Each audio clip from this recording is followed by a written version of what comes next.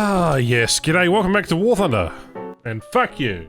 And, well, specifically the game, but more importantly, well, there's a new Battle Pass vehicle that is coming in the next season of the Battle Pass. Essentially, it's a tank destroyer, Germany, rank 2, it's premium, and this builds upon what we already have in the game as a 37. It's now, well, a nice sizable 75. And this time of year, there's usually an Operation Summer, or some sort of vehicle-based reward system that you grind away in order to get a rare vehicle. And it seems that this year, towards the latter stage, we don't really have anything to offer so far. That's okay. This thing looks particularly interesting, and it's exactly like the Pack Puma, but it's the Pack Track, as some people are going to call it. I quite like the nickname, the Pack Track. What do you think? Let me know in the comments down below. And obviously, there is some discussion to what the top tier vehicle will be, or what even the aircraft may be.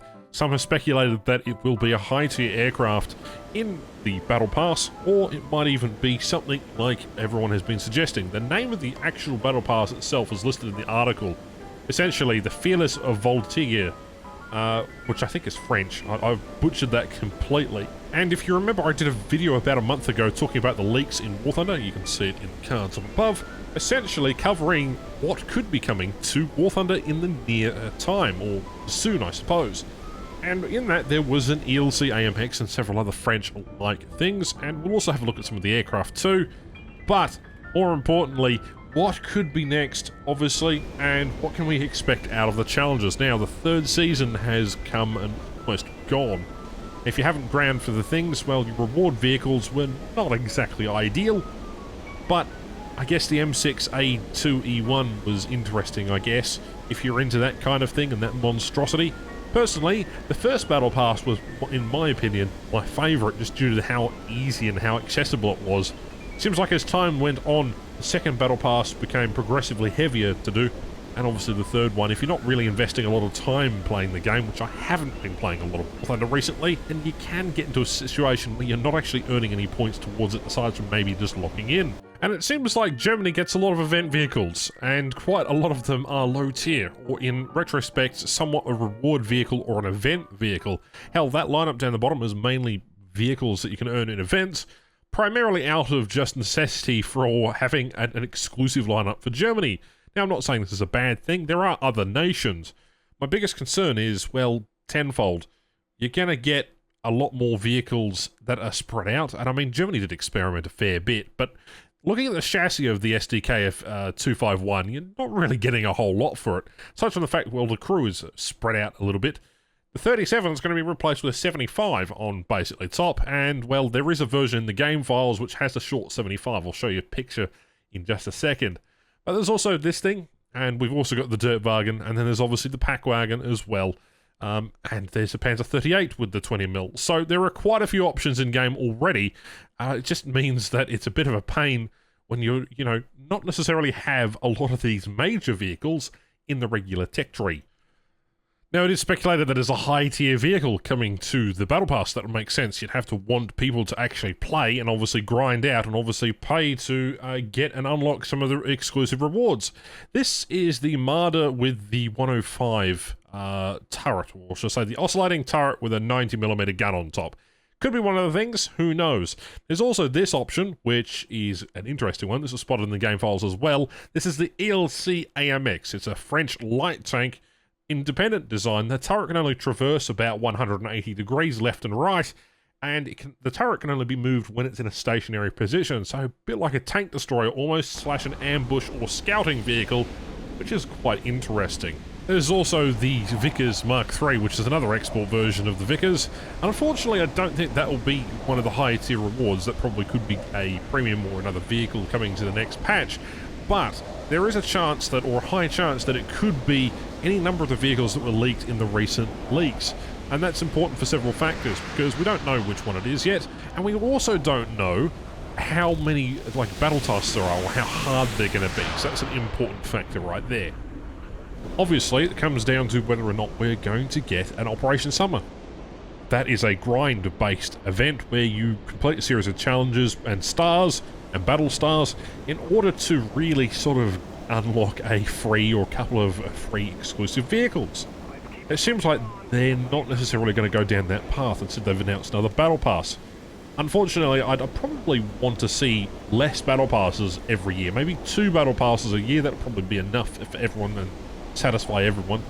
And then more exclusive events. But then again, hindsight is 2020, and we really don't know what this new season is going to be all about. And I just hope for the best, honestly. And that begs the question, where does this thing fit in? The 251/9, which is a short 75 version with a stubbier gun. Where does this fit? Is it going to be a regular tree? Is it going to be a gift vehicle? Is it going to be a premium? Is it going to be a war bonds or a battle pass? Or is it going to be an Operation Summer or, you know, Operation Winter? Is it... too many questions. Too many questions. I guess we'll find out with time. And I guess this brings me to the possible list of aircraft that could be added as a battle pass. There are several in the files. This was spotted recently. The MDR-6 is a Russian float-plane bomber with 2 engines, 2 gunners, and provisions for, I think, a torpedo and a couple of bombs. Just fantastic. But again, would you grind 50 levels just to try and get something that of that low rank? Or would you try getting something a little bit better? Maybe you would be after something like this. But again, the PBM-5A, not necessarily that useful. Twin-engine heavy bomber. Ultimately, it could be the A4M, although we don't necessarily know anything again. And that's the issue. Because we'll find out in the next coming week or so, it's going to be interesting to see what the challenges and tasks are, what the rewards are, how much silver lions we're going to be getting this time. Is it going to be easier, or is it going to be harder than the last previous battle passes? Because increasingly as they go on, the tasks get more challenging because they force people to play game modes that aren't necessarily suited to that particular playstyle. For example, naval. Oh dear. And let's not mention the fact that there's a Shackleton in the files as well, and there's weird, very strange Spitfire with really long wings, which hasn't been seen as of yet. But again, level 50 for a free vehicle, I don't know. I'd rather wish that they did a high-tier aircraft this time, rather than actually having a high-tier vehicle. But each to their own. Maybe they'll do more vehicles in this round of Battle Pass. That's what I'm hoping. Maybe they'll even have a coupon for leaking secret documents to Gaussian Entertainment. Or maybe they'll have some other form of strange entertainment. Who knows exactly. I don't know. War Thunder's been a bit strange recently, and while I haven't been investing a lot of time about it, I can already hear the people demanding for new content to be added. I can just hear it already. You know, the hype train hasn't even left the station, and people are already questioning what is going to be coming in the last or later patch of this year. But again, we'll have to wait and see. Besides the point, that's irrelevant. The Battle Pass or not, I don't really see there being any issue with finding a particular vehicle. Whether it's high tier, low tier, mid tier, it'd be good to have something to grind towards. I feel like this current Battle Pass was a letdown.